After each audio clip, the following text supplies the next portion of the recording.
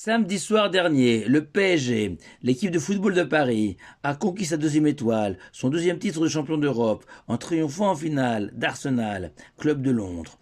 Et la capitale a alors exulté, et les joueurs ont été reçus dès lundi à l'Elysée par le président de la République. Mais en fait, la victoire du PSG n'a tenu qu'à quelques centimètres. En effet, au bout de 2 heures de jeu et une série de pénaltys, les deux équipes étaient toujours à égalité. Et c'est au dernier tir au but, raté par un joueur anglais, passé au-dessus des buts parisiens, qui a décidé du sort de la rencontre, car le dernier tireur parisien avait lui réussi son pénalty. Pourtant, les deux derniers tireurs, deux joueurs brésiliens, professionnels, tous deux de très haut niveau, mais l'un est devenu un héros, le second est maudit. Cette longue introduction vient souligner que souvent dans la vie, le succès ou la défaite, la réussite ou l'échec ne peuvent s'expliquer logiquement pour des motifs rationnels. Et si certains préféreront évoquer la chance ou le hasard, nous juifs devons attribuer cette réussite ou cet échec à cette notion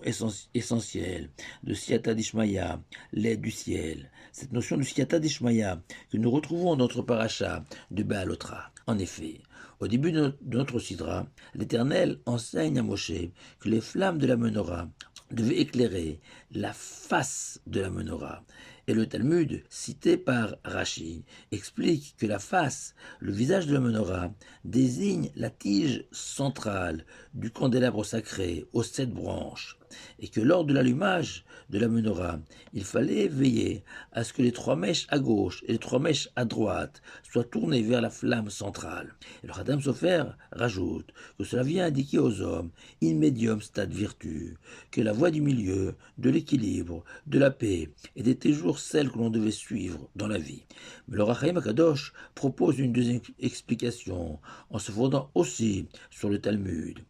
que la face de la menorah désigne plutôt le Ner Amaravi, la lumière la plus à l'ouest de la menorah. Et quelle était la singularité de ce Ner Amaravi? Le Talmud révèle que même si tous les jours le Kohen remplissait avec exactement le même volume d'huile toutes les 7 espèces de verres, de gobelets en or de la menorah, pourtant, au matin, c'était systématiquement le Ner Amaravi,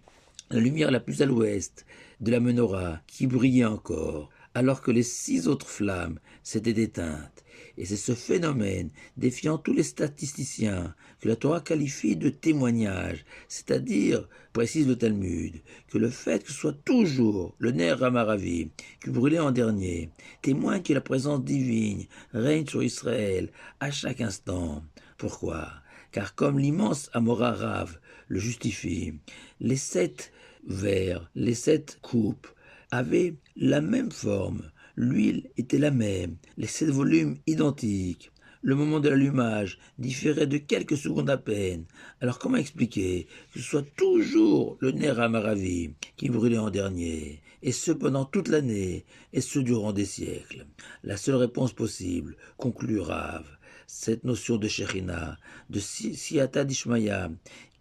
de présence divine, d'aide de Dieu, qui va seul décider de cette lumière, ce Ner Amaravi va briller et que les autres vont s'éteindre. Et après avoir ajouté que ce Ner Amaravi symbolise que jamais la lumière de la Torah et du peuple juif ne disparaîtront de la scène de l'histoire, vacilleront peut-être, mais ne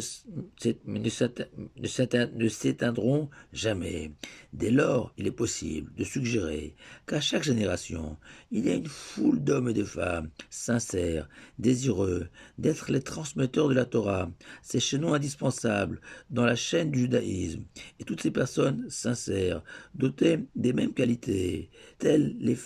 7 flammes de la menorah, et pourtant tous n'y parviendront pas et ne connaîtront pas la même réussite, car au bout de l'effort, un juif doit être persuadé que seul Dieu décide de couvrir de gloire l'un et d'anonyme à l'autre, et que cette décision divine n'appartient qu'à lui et ne dépend que de lui. Mais attention, et c'est sans doute ce message qu'il faut retenir de ces paroles de Torah, même si seul le Ner Amaravi brûlait plus que les autres, et que nous devons tous rêver d'être des petits Ner Amaravi, Les autres flammes participaient aussi à la mitzvah de la menorah. Ces 6 autres lumières avaient aussi éclairé la nuit, chassé l'exil et l'obscurité, et que nous sommes tous tenus de déployer les plus grands efforts possibles et imaginables pour être un air amaravi, et que l'Éternel nous récompensera pour chacun de nos efforts, même si nous ne sommes pas parvenus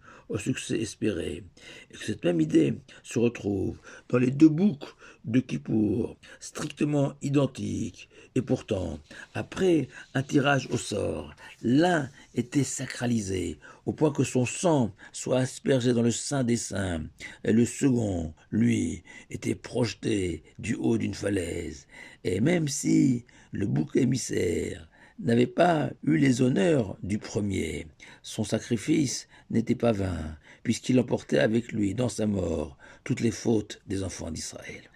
D'après nos sages, même si le temple est détruit et que la menorah ne brille plus à Jérusalem, chaque bonne action, chaque mitzvah accomplie est une flamme posée sur une immense menorah céleste. Et si je doute fort que le sort d'un match de football soit le premier des soucis du Saint béni soit-il, par contre, je suis convaincu que le Tout-Puissant contemple toutes les bonnes actions, les mitzvot de la terre, avec amour, même si ces mitzvot ne sont pas toutes des nerfs amaravis. Shabbat shalom à vous tous.